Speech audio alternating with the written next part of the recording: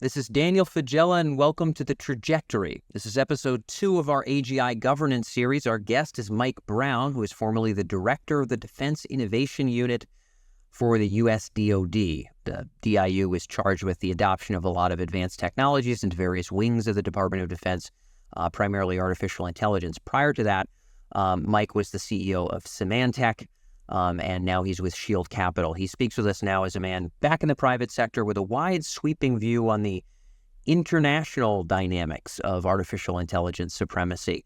And he speaks quite frankly about what it looks like to maintain good relations, keep conflict at bay, and even cooperation, including on the policy side, with China and nations that might be considered adversaries. But at the same time, bear in mind the need to keep the West strong, particularly with this technology that will define the century ahead. This is my third conversation with Mike over the last half a decade, and it's cool to be able to pick his brain on a very different topic here around AGI governance. I hope you enjoy it. This is Mike Brown here in The Trajectory. Mr. Mike Brown, welcome to the podcast. Well, thanks for having me, Dan. Yeah, it's been years since you were in the DIU in our last couple conversations, and now back in sort of the venture ecosystem, obviously very plugged in to the defense space, but getting all kind of vantage points that you weren't able to get when you were full-time inside of the big machine itself. We're talking about AGI governance and kind of strong AI governance and coordination in this particular series.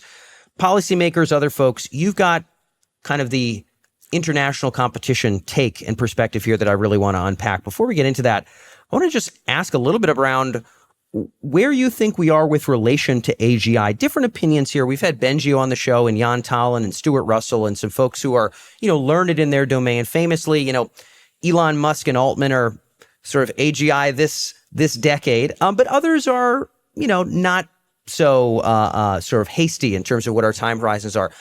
I know you tend to be a bit more in that camp. Lay out where you stand, Mike, if you would.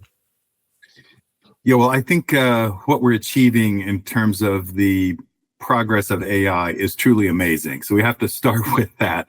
The advent of the large language models, being foremost in our minds, that's a big change in terms of productivity. But if you take a longer term view, we've been working on AI. I know DARPA had a project in the 1960s working on it. So this has not been a short journey. It's been going on for quite some time. We've now moved away from kind of rules-based AI, big decision logic, to something that really works in a lot more streamlined fashion, more of a neural net way, machine learning. There's a lot more techniques that we have now and are applying than what we had early days. Absolutely. All of that leads me to believe, yes, we're on the path, but we are still, in my mind, quite a ways away from AGI. I think it can happen, but I think just like we've seen with the self-driving cars, have the idea and have the basics are one thing. To actually get to the full implementation that takes account of all the things that we encounter in real life is something else. So not looking for that around the corner, but we're definitely on the path as humans. Yeah, well, so we'll unpack it a little bit. And when you and I were chatting off mic, you brought up the very valid point. And I think even the people who are, let's call it, extremely optimistic about artificial general intelligence in the near term would concur that, hey, playing with language isn't the entire grand poobah of sort of what capable intelligence that could take the baton from humanity in terms of discerning the future and determining the future. It's a bit more than that. It's certainly a bit more than Wikipedia and drinking in YouTube. But over time, I suspect we will have. Speaking of Shield, there's obviously the Shield AI folks doing the pilot stuff. So there's more than just the humanoid robots. There's all these physical instantiations. We had Shield on not terribly long ago in the AI and Business podcast. There will be more and more physical instantiations dealing with everything from probably running life sciences tests in a robotics context to, working on heavy equipment to cleaning houses, etc. What are some of those bigger linchpins, to your point around autonomous cars? Valid point, and I brought up Musk was very aggressive on timelines for AGI. famously, when we started covering his projections for self-driving cars in 2015, famously he was aggressive then. And to your point, we're not there. There were hurdles, legal and otherwise, for self-driving cars.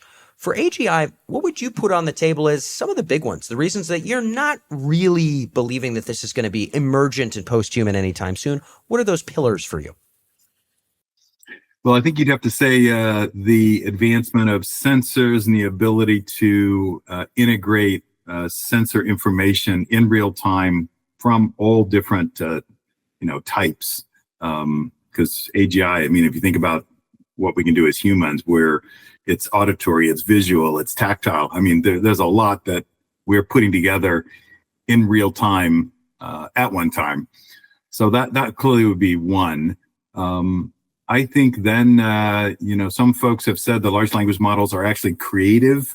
I don't know if I would go that far. I think there's probably more that happens than we can model today that really goes into human creativity. That certainly is one. We have to do more specifying probably as to what that is. I think the sophistication of the logic also is something that I would want to see if I were thinking about what would be the key determinant of AGI as taking some steps forward from where we are now, which is just doing things in a mechanistic fashion at super speed. So I think there's a number of things still yet to do, but you have to say the progress has been truly remarkable. It certainly has, and I think it's great that you can admit that. There is a camp, Mike, I'm sure you've seen online. You're probably a better man for not being, active on Twitter, but you get to see all the discourses between the Gary Marcuses and the Elon Musks and everybody hashing those things out. There's some people who really try to put up a front of not only are LLMs not going to get us to AGI, but they're stupid, they're good for nothing, and nothing about them is impressive. And I think that's also a pretty invalid perspective if we're being honest. But to your point, we're certainly not there yet. You'd mentioned creativity, you talked about a few other things, in addition to, certainty and logic, famously pretty rough at, grounding in facts and some elements of math and being able to keep things straight in terms of hallucinations, et cetera. There are, there's particular initiatives, and I forget, China Talk covered it recently. I'd have to pull it up overtly, but it does seem pretty, it's quite clear that OpenAI is here to build general intelligence. It's quite clear that DeepMind is here to build general intelligence. They got absorbed like mitochondria into Google because Google's not gonna be last in that race, right? They're pretty ardent about getting there first. Right. Presumably there would be grandiose, extensive power if someone was to cross that finish line before others. That's just between the labs. Now, of course, you also have Zuckerberg, not just sort of doing AI in the background where we know he's a player, but overtly saying, no, we're going to get the general intelligence. And now you have Musk, of course, who for a long time summoning the demon. Oh my goodness, this is going to be terrible. But hey, Mike, when you got two choices, which is be consumed by someone else's sand god or build your own sand god, Musk would choose the latter, as a man of his stamp would, and it's hard to blame him in the state of nature that he's in. So Musk is racing towards it now too. China's there as well. I mean, there's been some overt statements of like getting to general intelligence within China. They have an ability to talk about coordinating within a nation. They got some ups on us in terms of being able to wield all of their private and public sector efforts together. Do you think that's premature? Like, do you kind of look out a little bit at everybody talking about that race and sort of chuckle to yourself? Or do you say, yeah, okay, maybe, but it's going to take a bit longer than they think? Like, where do you stand there? Because the world is much more on that page, but of course there are some barriers. What's your take? Well, there's no question in my mind that we're in a race. Fortunately, a lot of U.S. companies are in that race and leading. Yes. And from a competitive standpoint, it makes sense for that those individual players to want to get there first. And I think that's because, despite the fact that I personally believe we might be a ways away from AGI, and I don't really know what that means. Is that one decade? Is it 2 decades? I'm not a technologist close enough to be able to pinpoint that. Even technologists would probably find that difficult to pinpoint. But there are going to be very useful things we can do with the state of AI before we get there. That's why it's so important for us to make sure we don't get behind. So LLMs, to me, are just one marker along the way.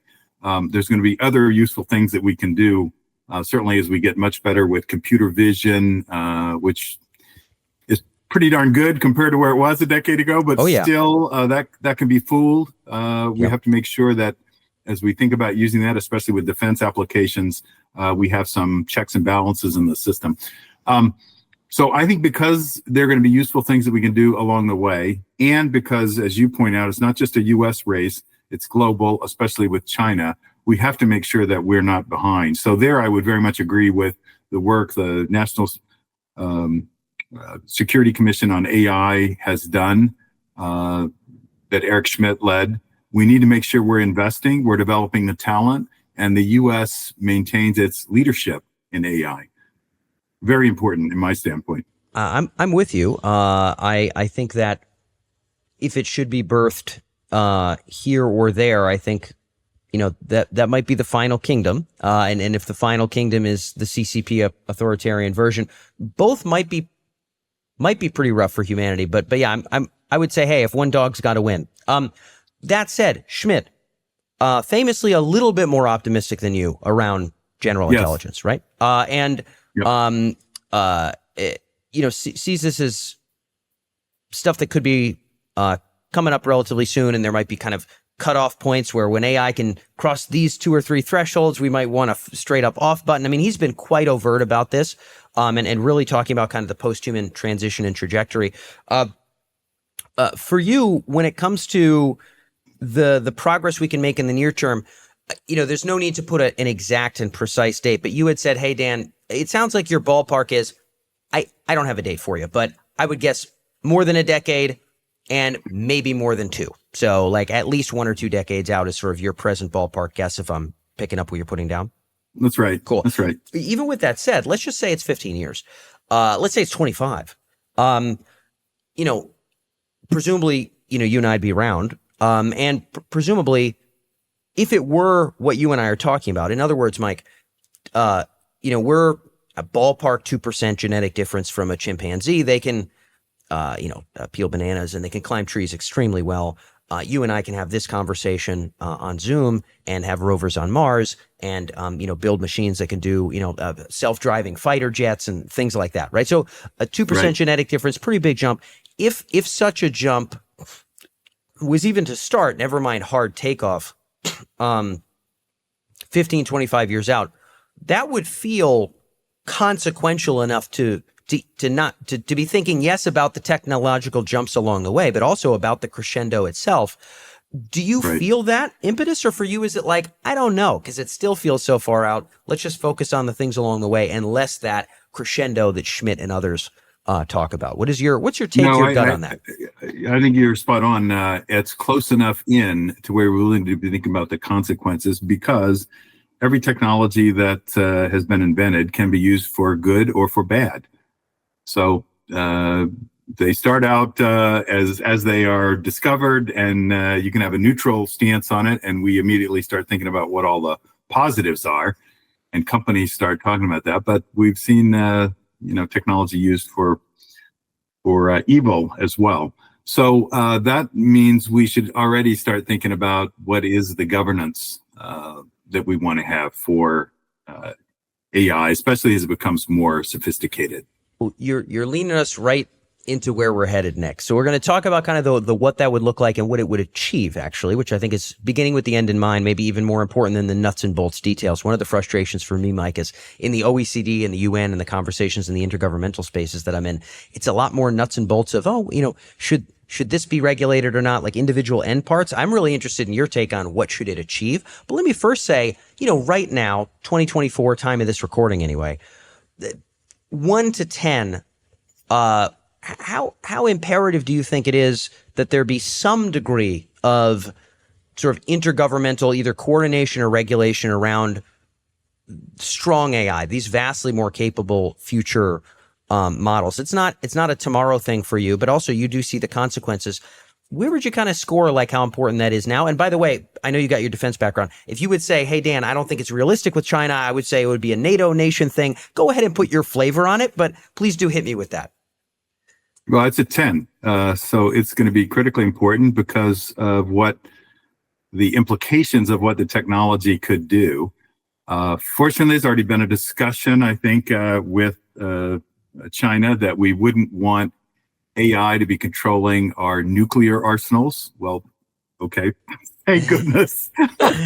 Great place But to we start, can't- I guess. Yeah. Yeah, it's the right place to start. But we can't take for granted what other countries with different political systems would think about where it can be applied. So yeah, I think it's not too soon to begin the conversations. Just like with nuclear technology, we thought that was pretty important, not only to control in our country, and we set up a regulatory framework for that. Yes. Pretty much right after the bomb. But we also started working internationally, and I think both are going to be required. We're going to have our own governance here in the U.S. Because we're not going to want people using AI to develop pathogens and other things. Yep, exactly. And for AI to be creating those using synthetic biology. So there's going to be a governance system we're going to want in our own country, and we're going to want to harmonize that to the extent possible with other countries. And there may be different degrees of that. In other words, there may be some things that are possible with our closest allies or other democracies in the world. And maybe we won't get Russia and China on board with everything, but to the extent we can collaborate with them on anything, that will be a positive, just like it's a positive to be working with those governments, which we don't agree with, on climate change. There are things that affect the whole planet, and it's going to make sense to collaborate where we can. I happen to personally concur. And when you mentioned sort of this tertiary agreement between the States and China, you talk about the AI Safety Summit, sort of those early dialogues there about like, hey, let's at least not let it do these things, or? Yeah. I think there have been some, this is to the positive, that there have been some positive steps already. I'll point to the State Department's effort right now that Nate Fick is leading on what should coordination be with respect to digital policies. So here, the State Department's trying to get out in front of where there are key technologies, whether it's synthetic bio, cyber. What can we do to make sure that we have a position in the U.S. that we are working with allies to do? So that also provides one positive step. It's not focused on AI exclusively, but it provides a step. There's going to be a number of technologies that are going to be affected by AI that we're going to want to make sure that we're coordinating to the extent we can with other countries on. Yes. It's I think just pinning it under AI, there's going to be this stream of emerging technologies. We might presume, for all we know, now what I've observed, Mike, going back 10, 11 years ago, interviewing people in the brain-computer interface and the AI space, there's really been one of those horses that's been running quickly for the last decade. And brain-computer interface is, in my opinion, not wildly more impressive than it was 10 or 11 years ago, what BrainGate and other folks were doing then.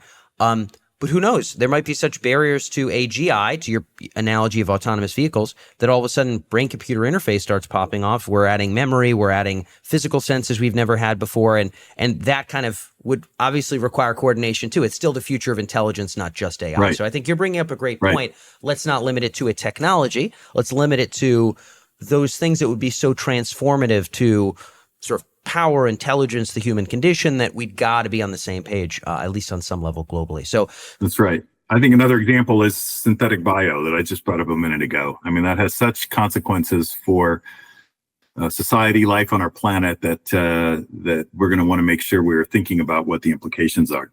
Yeah. And AI is going to be powering all of these technologies, cyber, synthetic bio. So they interact. It's not as if you can pigeonhole them and say, okay, well, we got it covered now. They're all interacting. They're all being made possible by the advances in semiconductor technology. Yeah, absolutely. I sometimes tremble to think how much of the Fortune 100 will be, the mining of metals, the generating of power, the hardware, the data centers, and then the people who own the user relationships and pipe the data to the individual consumers and the business consumers. Like, is it going to be 80% of the Fortune 100? I have no idea, but I'm with you. All of these things are going to converge. Bio might, start splashing in there with its own set of gigantic companies.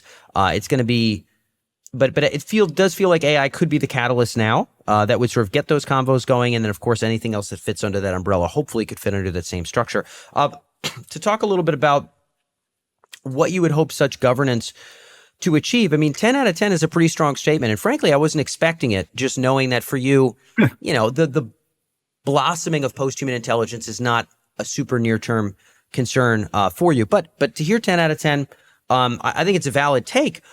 Before getting into the specifics let me just say that the reason for 10 out of 10 is because of what AI could be used for today. Yeah. It wouldn't be good.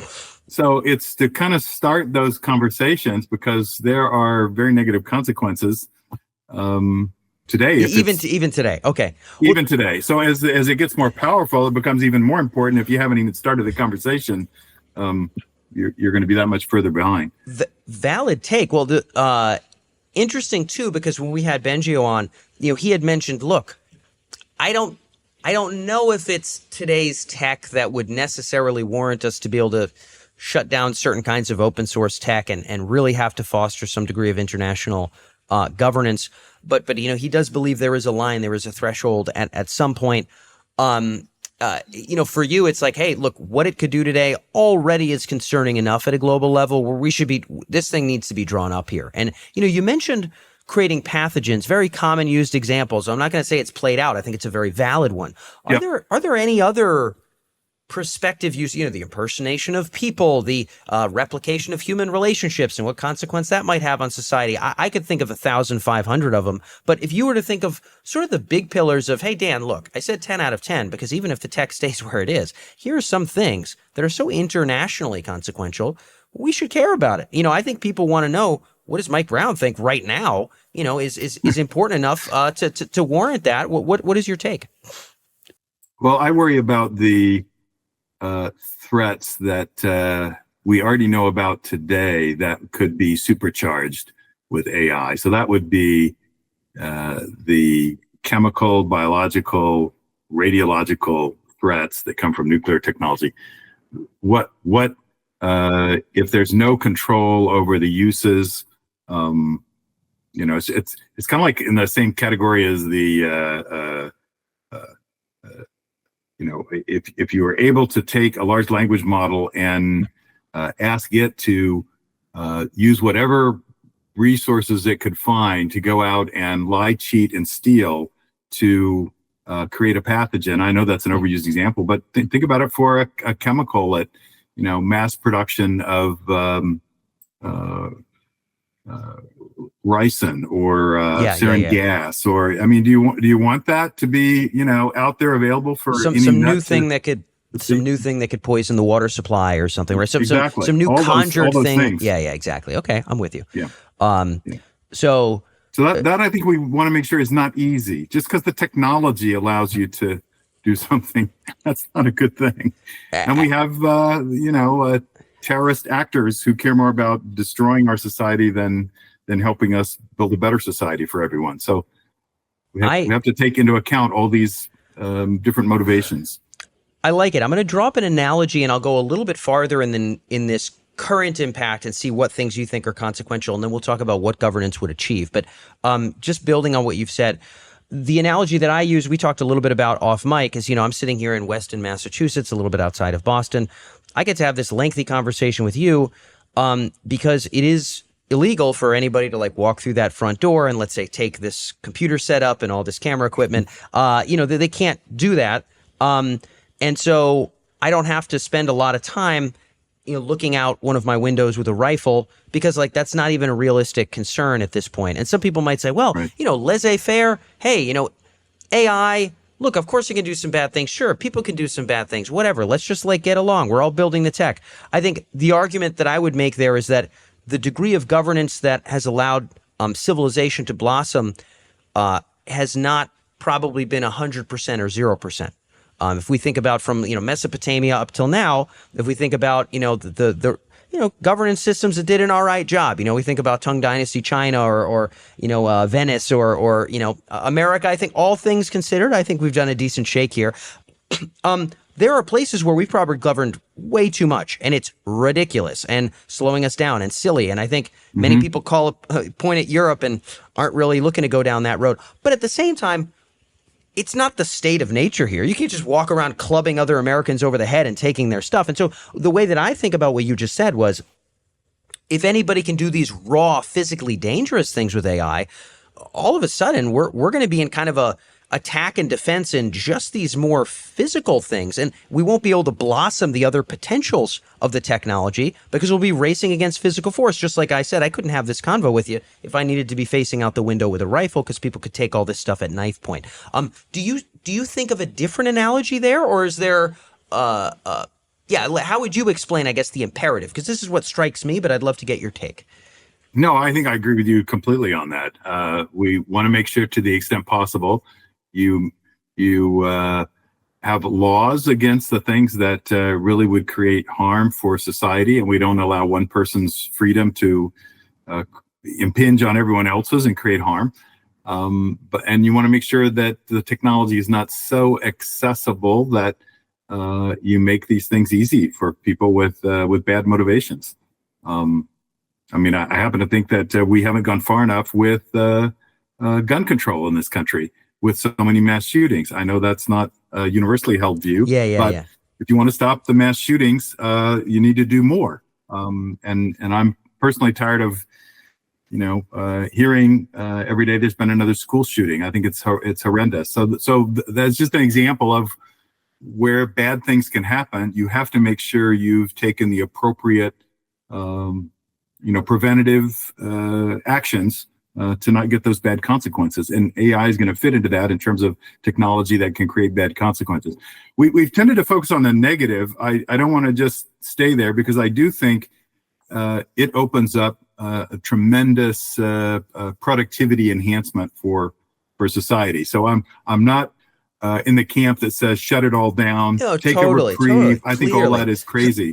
We should still be continuing to progress the technology. We should still be investing as a nation federal R&D dollars to make sure this is on as fast as track as possible, because we are competing geopolitically as well. So just wanted to make sure that... No, of course. Yeah. So Mike, we're going to unpack it. I think when we talk about what governance should do, and I have one question before we get there because I'm dying to get your opinion on something, but when we talk about what governance should achieve, it's very clear to me that for you, it's like, hey, let's take out just brute state of nature, terrible impacts, and let's think about how that would allow us to ease up and ask about what the positive potential of this tech is. So we're going to unpack that. Right. We're not going to leave here with you being a doom and gloom guy. I don't think that's what you are.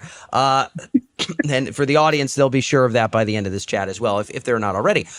One last thing about the sort of governance now and sort of why it might be relevant. Other things I've heard, in addition to kind of chemical and biological warfare and weaponry, are things along the lines of, hey, Dan, I think already there might be, I'm going to throw a couple things at the wall. I'm not saying I believe in all of these necessarily tomorrow, but I think they're somewhat valid. Hey, with enough programmatically conjured content, the internet, and maybe even educational institutions that kind of hinge off of pulling reliable things from the internet could become sort of a sloppy slush bucket that none of us can trust if sort of we have a 10x increase in content and it's all conjured by machines and yada yada. There's like those kind of concerns. There's like the foundation of sort of what we can know. There's the concerns of deepfakes and impersonations. Are we going to be in a world where everybody's talking to an AI on the phone, but they think it's a human, and there's no rules about whether we need to disclose that? Where politicians can target a message to Sally Jenkins in Sheboygan specifically and say something about her exact situation. Maybe she does own a gun, maybe she has a pickup truck, whatever the case may be, right? Is that okay? Is that not okay?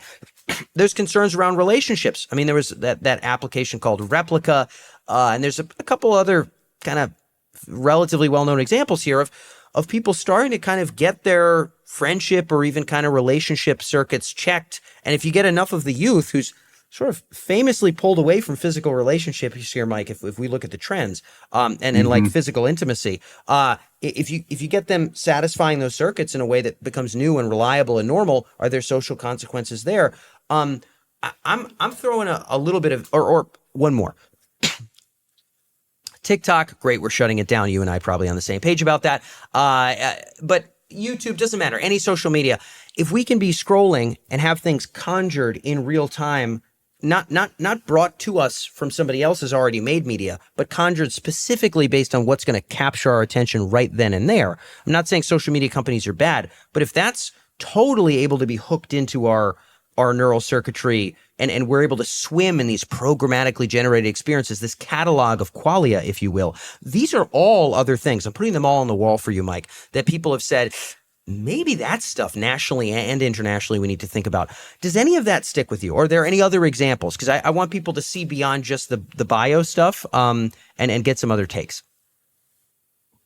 Well, no, you're raising, while the conversation started with kind of what are the most harmful examples we can think of for our society. Well, reasons to govern. Reasons to govern is what I brought up. Yeah. You've broadened this to how is it changing our society, our relationships with each other? I think these are very valid questions. It's very concerning already, the impact that social media has had on youth, the change in perceptions, the ability to have some students bully others. So yeah, we clearly are catching up there. We haven't even come up with what are all the right mechanisms we need for the power of social media today, much less if we start thinking about some of the examples that you gave. So we're pretty behind there. I'm certainly not an expert in those areas, but I would say we're behind on what we should be thinking about. We're just now learning about some of those implications. So we need to incorporate that learning into how we want to control social media. We can't just let the profit motive drive this to wherever it wants to go. I don't think that's the right answer for us. I'm also not in the camp of, well, you got to limit it in case there might be a bad consequence. What I'm saying is now we know there are some bad consequences, and we got to make sure, it's just like with election interference. We've learned what some of the challenges are. Now we're taking corrective action. I think the same thing's going to happen on an iterative basis for some of the examples that you gave. I'd concur. Just wanted to at least get your pulse check there. We finally now get into what we would hope coordination would achieve. For you, again, 10 out of 10. This stuff already is very consequential. And if we're talking about within our lifetimes, bumping up from chimpanzee to humans to the same kind of a stepwise up, we really, got to be thinking about it on some level.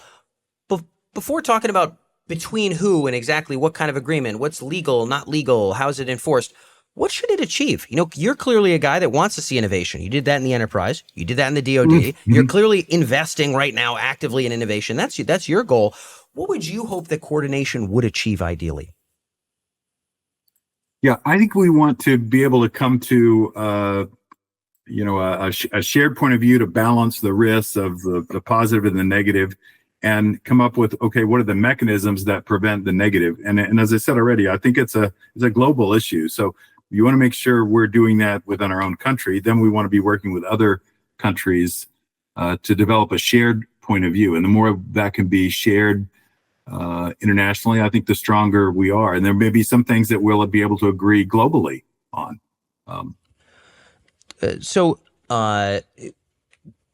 I guess I'm going to try to roughly nutshell or maybe extrapolate just a pinch and see if I'm on the right page. Yeah. If we're going to get basic intergovernmental coordination around this stuff, maybe it's like, hey, that coordination should identify the things that are aggregately most harmful in terms of international conflict, maybe in terms of danger to individual humans, no matter where the heck they live and what their government is, right. And figure out ways to collectively sort of bar that stuff. So that seems somewhat clear. Yes. Are there yes.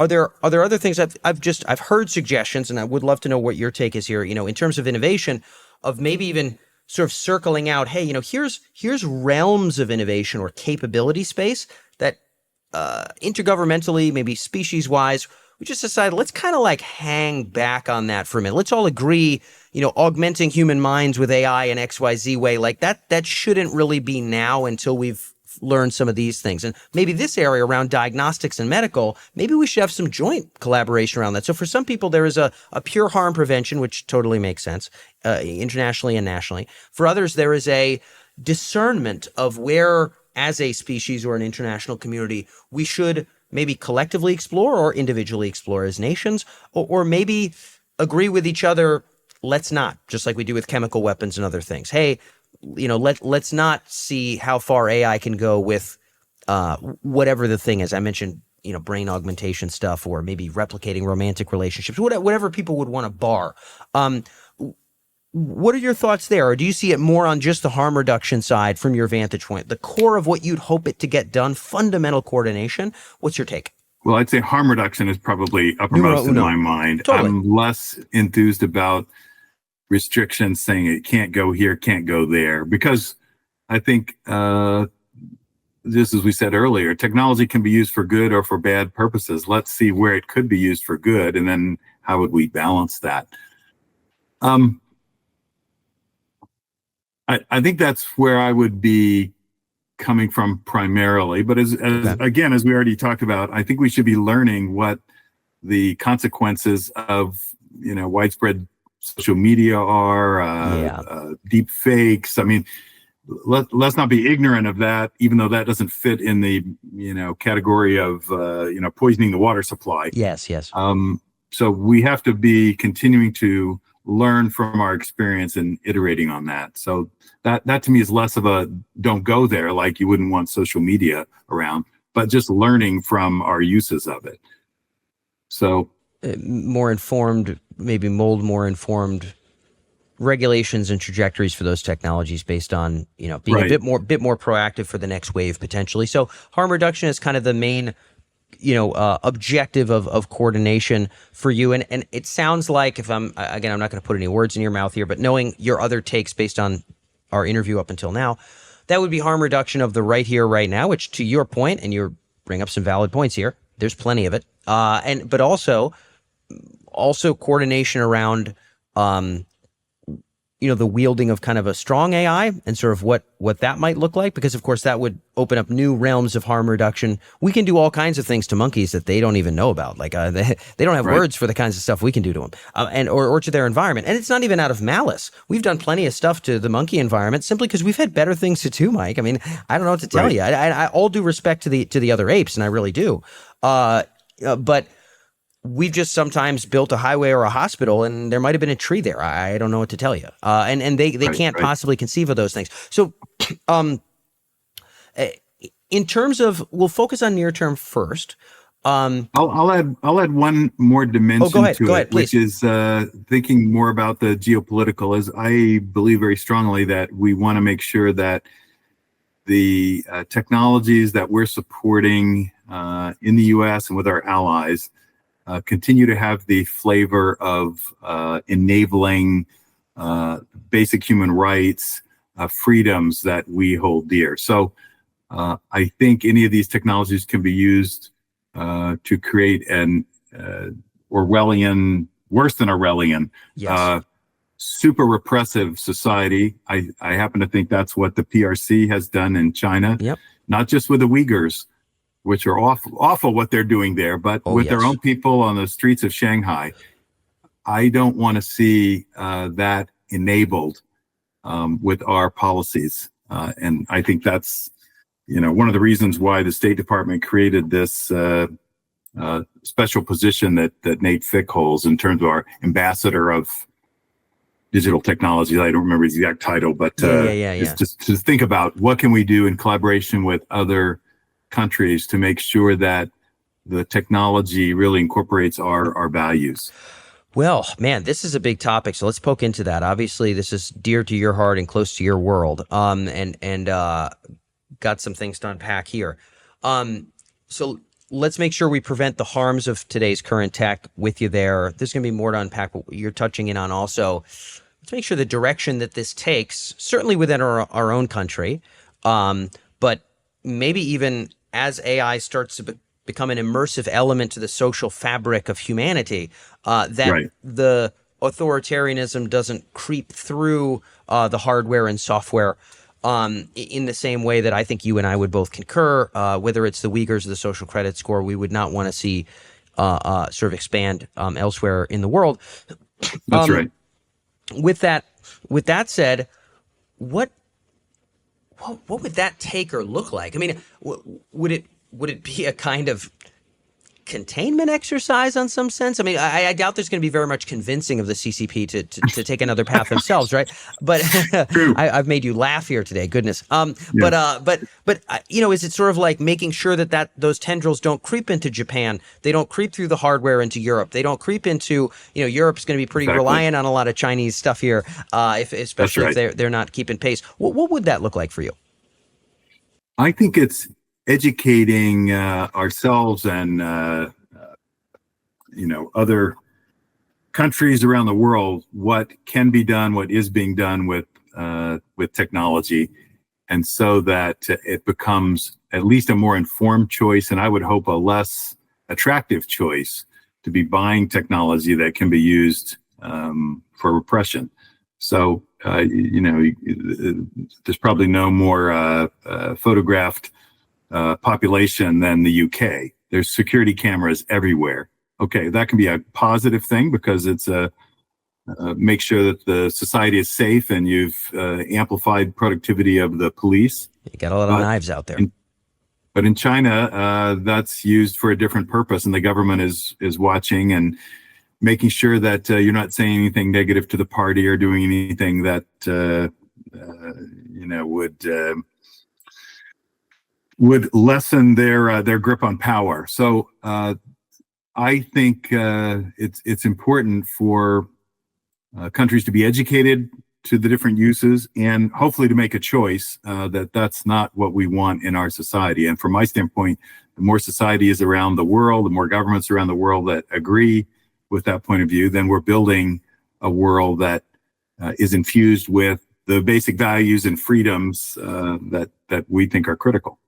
So there's a harm reduction for what the tech can do today. There's also as this becomes embedded in the fabric of sort of our human condition, whether that be in our town somewhere or whether that be across and between each other in business and personal life internationally, that it not be an enclosing set of tendrils that would lead us away from freedoms. So that for you, international coordination would also be, hey, let's, at least for the countries that are open to it, and I'm sure China will have their campaigns of influence as well, of why this is harmony or whatever other phraseology will be used. And I don't mean to insult everybody in China with an opinion, but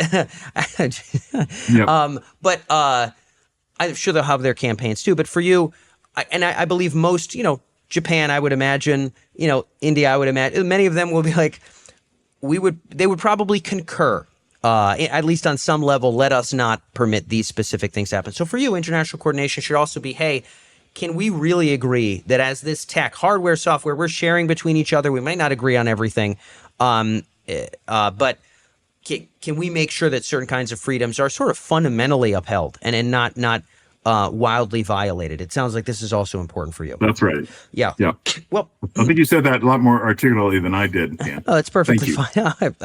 Here's the thing. You get to look really smart when you do interviews because they get to unpack the whole idea with the spaghetti string from their head, and then you get to nutshell it, and you just look like a genius every day. So don't give me any more credit than I'm due. But I'd love to touch in on that and a couple other things around what we would hope governance would do, and then we might talk a bit about what that might look like before we wrap up today. But I recall speaking, I think it was a little more than 5 years ago at United Nations headquarters in New York around deepfakes. This is kind of when it was just becoming a thing. We deepfaked the head of UNICRI, so the Crime and Justice Wing. We got a 2-minute video clip of her and had her said some things she didn't say, and then had a bit of a longer presentation around sort of where this stuff was going.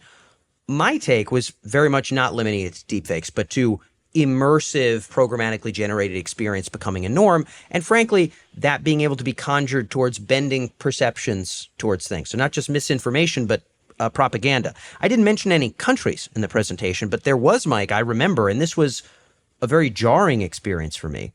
There were things that were asked to be removed, although no country was mentioned. I certainly didn't say the word Uyghur. I certainly didn't have anybody's flag up there, but things like propaganda and some of those influence of really being able to immerse people in virtual experiences where every pixel is calibrated based on their neurocircuitry and what they want. Again, 5-6 years ago, I remember being jarred that at an AI risk event, that was not permitted as a topic of discourse. I sort of wonder for you, it sounds like we've got Nate Fick out there sort of fighting the good fight in this regard. what does it look like to make it okay to say that in an international, and again, I respect the UN tremendously, still involved. I made sure I lived close to the UN building where those early talks happened in San Francisco when I moved to San Francisco. Very deliberate choice. What does it look like to make sure that that's okay to say? Because that was a tough thing for me, and I'm sure you've had some struggles there too. Yeah, say more, Dan, that it's okay to have a dialogue about this? That it's okay to talk about these risks of propaganda or what could be done with screening for Uyghurs, et cetera. Because again, as I mentioned, this just talking about how authoritarian nations might wield this stuff for propaganda, this had to be removed from my initial, talk at the United Nations headquarters. And that felt to me like, I'm with you. I believe that this should be shareable, but it was not shareable at that time. And that's of course, a wonderful body that maybe should be able to do some of that work. What's it take to make those things okay to talk about intergovernmentally?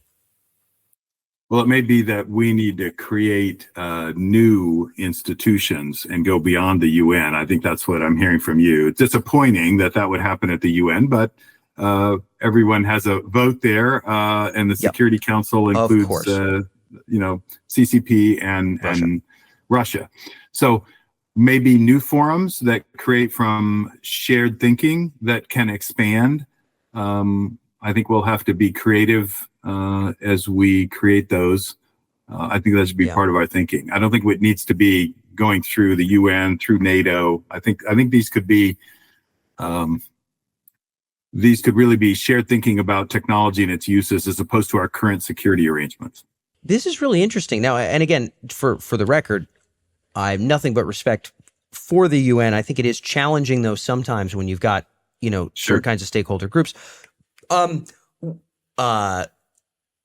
you were a betting man, it sounds like for you, you don't necessarily have a preference. These goals of yours of sort of, overt harm reduction as the technology develops and today, some degree of insurance that globally we're not moving wildly away from freedoms and from the autonomy of individuals, that might just as well be sort of a non-UN institution. Is it almost like, okay, World War II, very big change, globalism and global conflict and nuclear weapons, and we needed a new institution to stand up. Is it reasonable to say, and again, I'm not knocking the UN or saying this should happen, but is it reasonable to say that we're crossing some new thresholds where the degree of connectivity and the kind of tech are so wildly, drastically different that maybe something else gets stood up? I mean, what are your thoughts there? It sounds like you see that as potentially viable.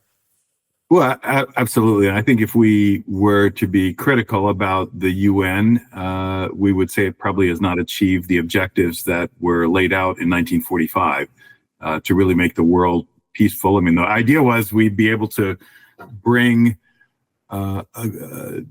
controversies to that body and prevent more war, especially a world war. Now, the good news is we haven't had a world war, but we've had plenty of conflicts that the UN has not been able to resolve. So very mixed result, I think we would say. And it's not a place, as you just pointed out, where you can, bring up anything for discussion. So I think that means we're going to have to branch out and create some new mechanisms, just like, the Wassenaar arrangement that we have about what we can trade among countries is probably not appropriate anymore. That was set up during the Cold War, right? So time to think of what we need to do. And this should really be about shared values around the technology. That would be my starting point. I actually think there's a role to coordinate more technology development with our allies. So I think this could be part of a broader forum. I don't think we necessarily have consensus to do that in our government yet, but you can see the beginnings of it if you look at AUKUS. So AUKUS was, of course, created to, provide access to nuclear submarines across that alliance that includes our closest allies of Australia and the UK. But imagine if we were able to build a broader alliance that includes, the rest of the Five Eyes, Japan, other key allies, where we were really thinking about how could we develop technology in the geopolitical competition we talked about earlier. We want to make sure we're leveraging, I think, all of our allies and partners to make sure that we're not getting behind in any of these technologies. And we could add to AI, quantum sciences, synthetic biology. You could add a broader group. I think there should be some coordination there that leverages the strengths of our partners. And then how to use the technology would be one component of that. That's how I would approach it if President Biden called me and asked me how we should organize, which he has not called today so far. Well, that's the advice I would give him. We need to be thinking about doing that with our allies. I'll see if I can nudge him on Twitter. We should have a sense of urgency about it, which I don't think we have today, because I don't think enough folks are thinking about the questions you posed at the top of our time together, which is these are very consequential technologies. AI is at the forefront. Yep. And we need to make sure we have a handle on where they're heading and how they don't create harm. Yeah. And just for clarity for the audience as well, and Mike, this is even for me, AUKUS, is it just AUCUS? AUKUS. So KUS. It's a kind of a combination, an acronym, if you will. Yes. Okay, all good. Countries. People can Google it. I just wanted to have the right stuff for the show notes or for the people that are tuned in here. So, but that for you, that's kind of a corollary. So coordination might involve, or a meta point rather than a corollary. It's what should we really be starting with? Meta point. You asked about the governance. Yep. So, so just that's important to note. You've talked about, I've got one other thing to dip into, and then we'll talk a little bit about the how as we wrap up here today. Shared prevention of harms and what the tech can do. Got it.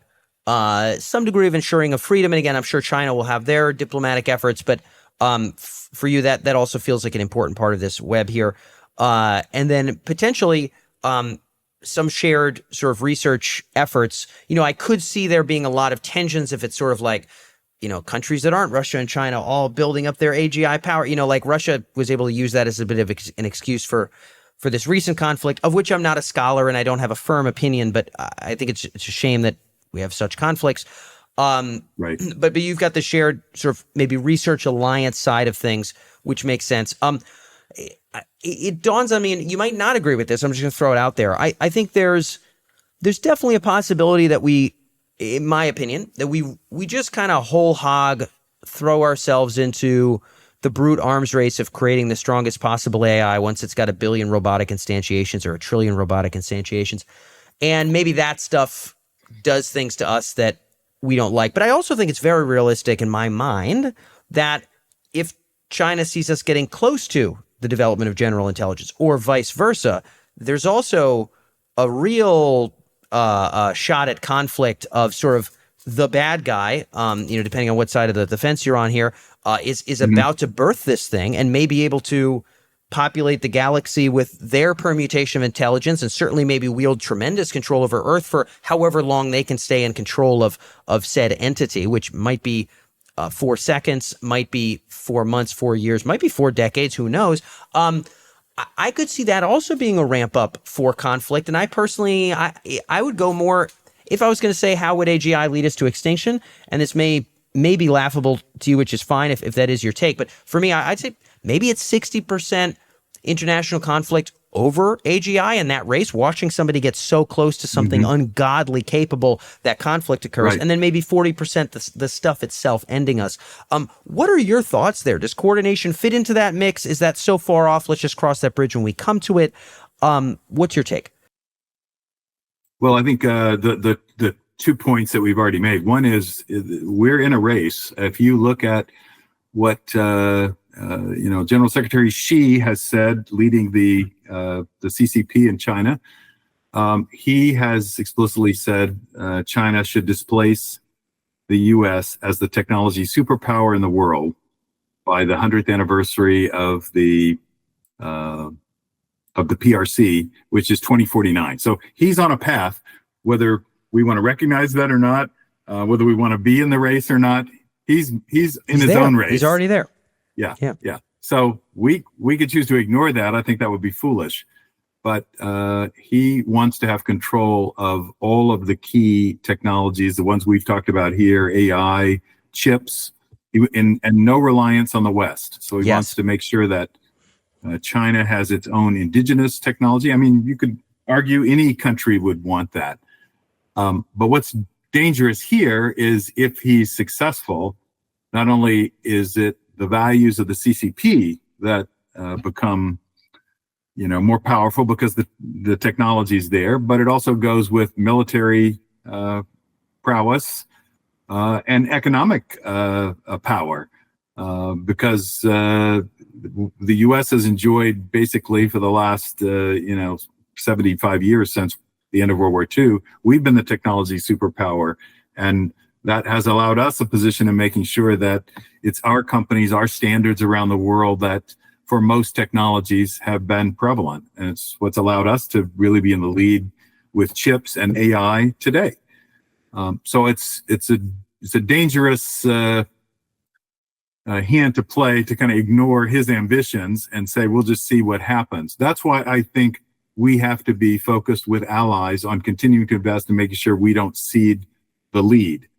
And so at the same time as we're doing that, we also need to be thinking about governance, because the state of the technology today, as we have already said, could lead to some harm. And we need to be building as broad a consensus as possible across governments in the world that we don't want that to happen. So I think both of those trends are in play, and we want to make sure the U.S., and I want to make sure the U.S. is playing a leadership role, not a hegemonic role where only our opinion counts, but we're in a leadership both with respect to the technology and the governance.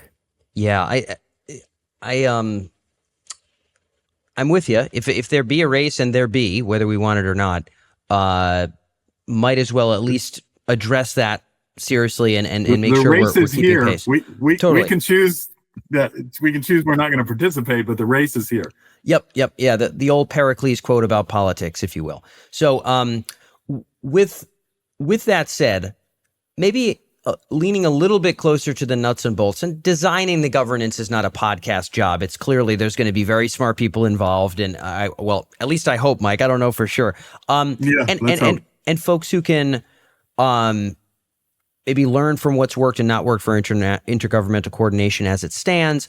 There's going to be a lot of nuance, but at a high level, you've articulated what you would hope it would achieve. Right. Freedoms, overt harm reduction, and some of the other stuff that you've outlined here. What does that begin to look like? And you've made it very clear it doesn't have to spin out of the UN. There might be other bodies or organizations or kinds of coordination that could emerge. When you think a little bit more about the how, what would that look like? The AI Safety Summit in the UK, I thought was great just for the sake of getting the bigger existential concerns of this tech, not just like child's privacy and other stuff, which is perfectly valuable, but the grand existential big stuff. I'm frankly glad more people are listening to like Schmidt and other people that are talking about bigger picture things. That's happening. Great. What might the beginnings of this governance actually look like, from a nuts and bolts standpoint? Yeah, I would err on the side of trying to build a coalition, a set of countries that want to participate rather than going for something that's global and, we've got to get everybody involved. So to me, that would start with allies. It probably would, a good starting place would be AUKUS or maybe the Five Eyes. I would expand that to the extent countries are interested in being a part of this. And then I would make sure that the folks meeting are a combination of technologists, academicians, policy folks. So we bring the state of the art of the technology into the conversation. You can have this just being done with folks in government. They're not as fluent in what's happening currently. And I think you want to set it up so that this isn't a set it and forget it exercise. You have to have the dialogue continuing. Some of the use cases that we talked about here, you want to make sure people are continuing to refresh the thinking, bring in the more controversial use cases. So I see this as kind of something that would have to be created, but it would evolve and hopefully gain strength with more countries that see this could be valuable to be a part of, rather than starting with something that tries to incorporate, hundreds of countries at once. Yeah, I mean, the discourse issues that I mentioned with you within the UN are different in the OECD, where it's OECD countries, right? I mean, for free market democracies. So what you're saying is maybe let's start in places where some of those freedoms are sort of already grounded. This is a race whether we like it or not. There are countries that disagree whether we like it or not. I don't like it, frankly, Mike. But look, here we are, right? I mean, there's all kinds Right. of. I don't like that I have a cold right now, and I'm interviewing Mike Brown for crying out loud. But I'm doing it. So beginning with the sort of coalition and catalyzing those folks that are on the same page. We could talk a little bit about what that looks like, but I could see there being a dynamic that's really just like, hey, let's gather everybody that's not, these two authoritarian countries, and have them all start getting way strong. I could see it as almost an accelerant to a felt sense of aggression, as opposed to maybe some degree of deterrence of conflict, if such a thing is remotely possible. The safety summit is just words, Mike. I'm not seeing it as too much more than that. But geez, imagine if the safety summit, either China or the US was like, no, AI will do whatever we damn well want it to do. And that was the position and posture. I would say, even though those are just words too, I would feel like that's consequential. And there's ways that we're inching closer to a felt national sense of tension and aggression, on either side of the fence or not. I could see the coalition argument, which I'm not disagreeing with, feel like a firm marshaling of power against a certain set of countries and potentially accelerating conflict. Would you say, Dan, look, we're dealing in the real world, it's literally all we got? Or would you say, Dan, maybe here are some ways that maybe they're not going to be as involved on some of the freedom stuff, but that I would hope we could get some degree of buy-in in ways that would reduce the likelihood of, wars and whatnot? I mean, what are your thoughts there? Well, I think more important than everyone agreeing and coming up with kind of a least common denominator is thinking about more the most that you could get done, and who are the countries that are interested in that. My guess is China is not going to be aligned with that, but it would be great if at some point they were aligned with that. But I think we'd have to start with what are the countries. Again, part of my thinking is you want to use the technology to reinforce the values, the freedoms, basic human rights. And so if the countries are not aligned with that, they're welcome to watch, but we're not going to be bending to, again, make this the least common denominator. Yeah, man, you brought up, again, the early kind of AI safety talks and some of the statements between the U.S. and China. We're in a tough spot with different governance models here, but is there anything you would hope to see more of? You don't want a seeding of common denominator. Oh, let's make it okay to do X number of Uyghurs, not all of them, but X. Right? You're not looking for that, and I get that. I get that, Mike. Correct. I think we're going to have to live in the complexity of if we were able to create what I asked for, we're doing that in combination with discussions with China and Russia on what can be done that we can agree with, which might be the least common denominator, the minimum set. Those will have to coexist. There might be separate sources. So there might be a pure existential threat convo that we can all look each other in the eye and say, right, you don't like how I govern, I don't like how you govern, but neither of us want our people to die, and this doesn't have to be personal. Like, what the heck can we do to make sure that we're ramping that down? Yeah. But then on the things that more overtly are about anchoring in values, let's just gather up the allies there. Final sort of quick point here, Mike, would love your take on this. As I think about where this tech goes, again, I think it's going to be interesting to see what nation is starting to ramp up and really cross this threshold. I do believe, Mike, if we chat 5 years from now, 10 years from now, there's going to be some stuff skirting the edges of wow level, like where it is somewhat clear that maybe the road that you said maybe would be 15, 25, maybe longer, then maybe that checkpoint at some point would get crossed, and that something as not tomorrow, but as far above us as we are above the chimpanzees. We're at the wow level now. Exactly. But I think we're gonna have a couple even more of those. I could see that ramping into conflict. There's a part of me that says, okay, if OpenAI, let's say they get a gajillion robotic instantiations, we're 10 years in the future, they've raised another 7 trillion if you're Sam Altman right now, right? Or whatever the number was. Mm-hmm.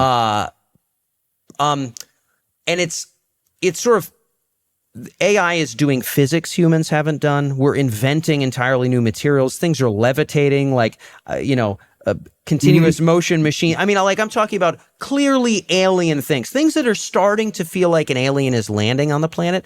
My guess is that's not going to be able to stay a private sector thing anymore. I have long felt as though there will be a check mark, and Microsoft and OpenAI must already know of this and have a plan for this, whereby something's going to get commandeered. Because I doubt the DoD is just going to say, well, you can birth the sand deity, and we will just sit here with our rusting tanks and allow this, nanotech, thing that can conjure materials from air to just do whatever it does over in this dark corner, right? It does feel as though there's a threshold of power where this becomes national and not private anymore. Does that sentiment click, with you? Does that feel like a reality if we start closing this gap here? Because I kind of can't see it any other way when I look at the next 20 years. Well, that's a really provocative statement. We'd have to get into the specifics, I think, but I could see for the foreseeable future, again, kind of where the conversation started, any technology you could envision, whether it's infinite amount of energy that get created because you've done something beyond what fusion could do, materials that get created, all for good and for evil. Bad, yeah. So I think it will be the same thing. I think we'll want to enable use of that technology as broadly as possible across society for the good purposes. But we're going to have to think about what are the negatives? How could that be used to harm everyone? And that's where I think you want to make sure you've already done some thinking about governance and have some things in place. I don't think it's let the Defense Department decide whether something gets used broadly or not. Imagine if the Defense Department had said to DARPA, great that you're working on AI or GPS or you pick, but we're not going to allow that into society. We're going to keep that in the military. And I think fortunately the military's done a pretty nice job of, even when things are created for a national security purpose, the government has allowed that to be commercialized and used for everyone's benefit. Maybe this will emerge as an ecosystem of intelligence where the DoD will still be able to play its role in sort of funding and still being the muscle, but allowing these things to bloom, certainly being a customer of these things, right? Wielding it where it's relevant for them. And of course, we cover more and more of those kind of companies here at Emerge. There's a part of me that says if there is a singular company that quite clearly is creating like posthuman intelligence to the point where like this organization may just be more powerful than any country in the world, if this thing can do what we think it's going to do, I would think some weird threshold would have to get crossed at that point. But to your point, maybe not. Maybe it actually will remain pretty correlative to the way other technologies have come about, where it is sort of a free environment of innovation. It'll be fascinating to see where this stuff goes. Yeah. I would hope for that. That's my hope for the world. Yeah. Not that things are going to be so powerful they have to be controlled in a secret room. I've got my fingers crossed that too. Certainly not anytime soon, Mike. I hope by whenever the heck you and I chat again, we're still pretty far from those big thresholds, because to a lot of the credence of what you've brought up, we're not even doing the baby steps on governance yet today. But you've been able to lay out a little bit of what you'd hope this tech or this coordination efforts to achieve, what you think some of the immediate risks are we should be mitigating, and even some of the early steps that, between allies and between, let's say adversaries, could happen today to lean a little bit closer to good and hopefully farther from bad outcomes. And I can't thank you enough for it, Mike. This is our longest convo yet, and I've enjoyed it tremendously. Thank you so much for being here. No, me too. Me too, Dan. I'm glad that you're raising the visibility of these types of issues. Critically important. So that's all for this episode of The Trajectory. This has been our second episode on AGI governance. Mike was less specifically focused on AGI than Sebastian, but brought a very interesting perspective nonetheless to the series. I think some of the international tensions have to be addressed here if we're talking about the policy for strong AI into the future. Hope you enjoyed this one. Down below in the show notes, as always, is the link to the podcast. If you prefer audio, you want to tune into this on Apple, Spotify, etc. In addition to that, you can find in the show notes the link for the newsletter, so you can see these episodes as soon as they come out live, in addition to the latest articles and infographics on the real politic of AGI and the post-human transition, as well as a full linked article, which not only has the embedded video for Mike Brown's episode, but a bit of a breakdown and analysis of his position to the 4 core questions we're answering. So if you want to compare these guests as we continue to go through and interview other people, you can click on the article in the show notes and see a written breakdown of sort of what their position is about how urgent AGI governance is, what the purpose of it should be, and the other questions that we're going to be asking all of our guests. The goal is to bring a panoply of perspectives together, and I hope it's helpful for you. Our next episode is with a man very well steeped in the technology of artificial intelligence, who also happens to have started the most significant, what could be argued to be the most significant AI event in the intergovernmental policy world for artificial intelligence. And he's someone with very much a perspective on the bigger AGI picture, brain-computer interface. We get into some fun stuff next time. So stick around in 2 weeks. We're going to be jumping in with our next mystery guest here on the AGI Governance series here on The Trajectory.